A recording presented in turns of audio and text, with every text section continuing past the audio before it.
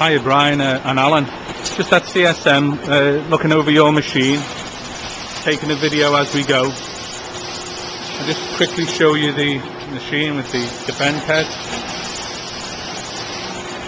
the carriage speed. Okay, it's a long machine with the 3.7 meters over mandrel.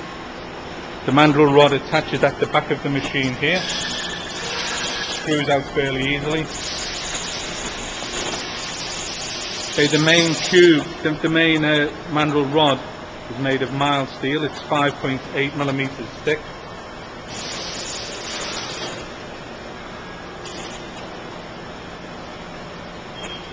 It can't be any thicker. If it's any thicker, it won't fit through the tube. The diameter of the tube is very small. Okay, so the mandrel rod is quite flexible because of its length. It feeds through the carriage of the machine, out through the collet. The collet is C-shaped to suit the tube.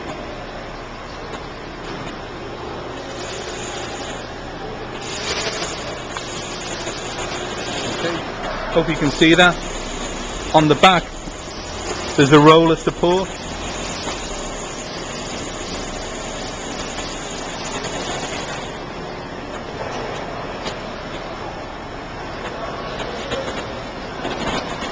Then at the top end we have the two mandrels.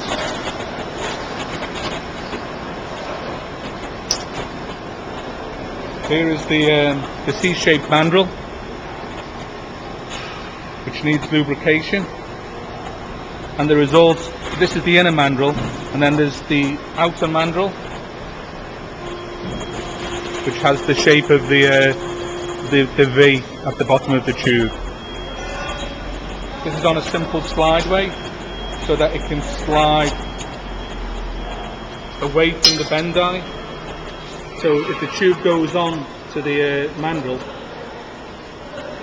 can be slid easily inside the tube and then clamped. But it needs to be outside of the tool to actually load the tube. Okay, the end of the tube must be bare free. This is the same for all mandrel bending. The tube end must be fairly clear. Then the tube is loaded onto the mandrel. Okay. Because of the length of the tube, I guess you already use some sort of tube support outside the machine. We've just improvised to take the weight of this 5-foot length of tube that I've got. Okay, and then the tube is fed over the mandrel.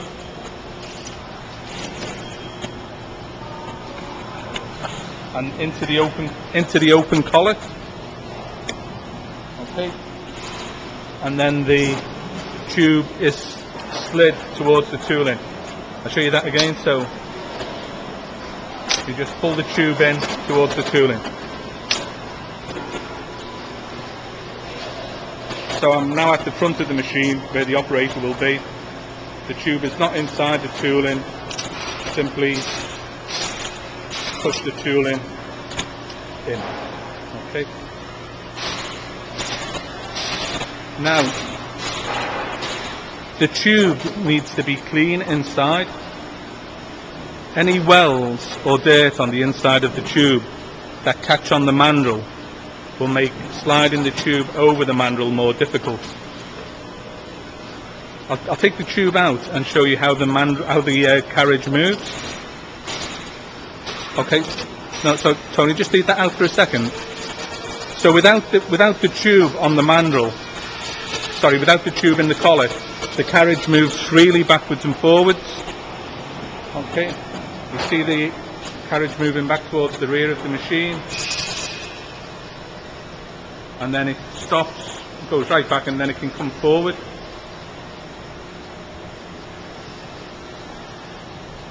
Now this operation can be done with the tube in it.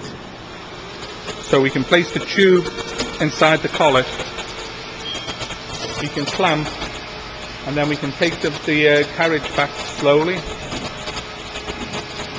The problem you may have is if the tube isn't clean and there's a weld on the inside, the mandrel will knock against the blockage in the tube, which will force the mandrel rod to bend up or sideways and could snap it. So what we would suggest is that the carriage is in the rear position at its farthest point back, so when the tube is loaded it's in the position to do the first bend. Okay, now we'll do a couple of bends on the tube. So we'll take the tube back just to a random position. Okay, so the tube is now here. We're going to feed forward a little.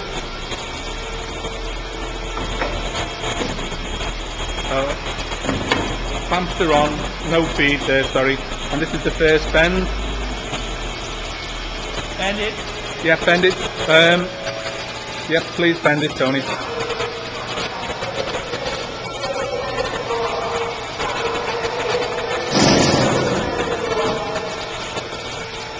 Okay, we're doing this in step-by-step mode.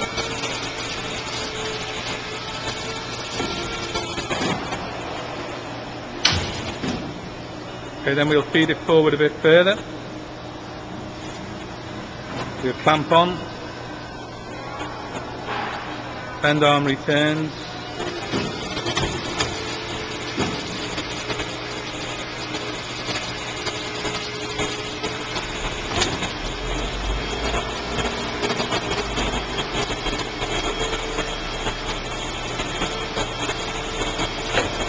Clamps on, pressure clamp, clamp tight. Yep, second bend is made.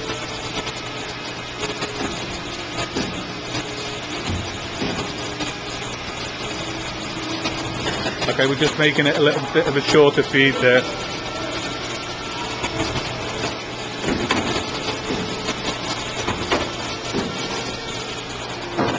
Okay, the operator is doing each of these actions, the clamp and the pressure die clamp, manually at the moment.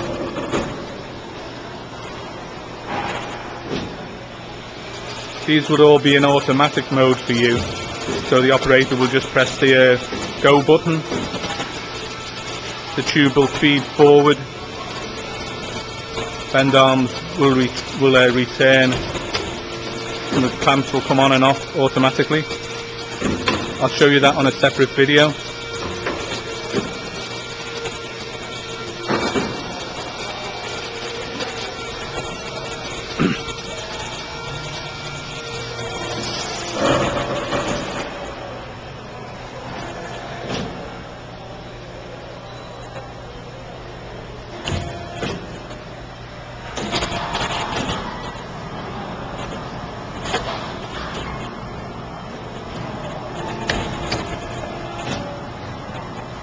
And then on the last bend, the tube is going to collide with itself.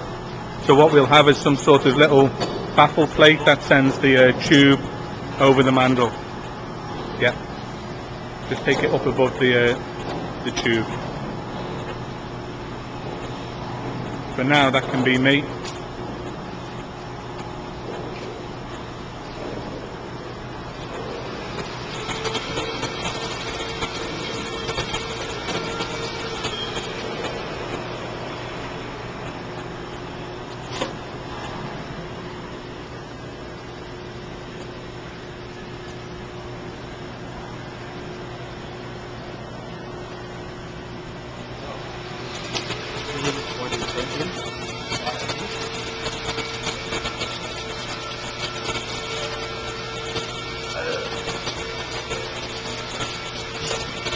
I mean, the quality of the bend is the same as the quality you saw. This is the tube coming off the mandrel.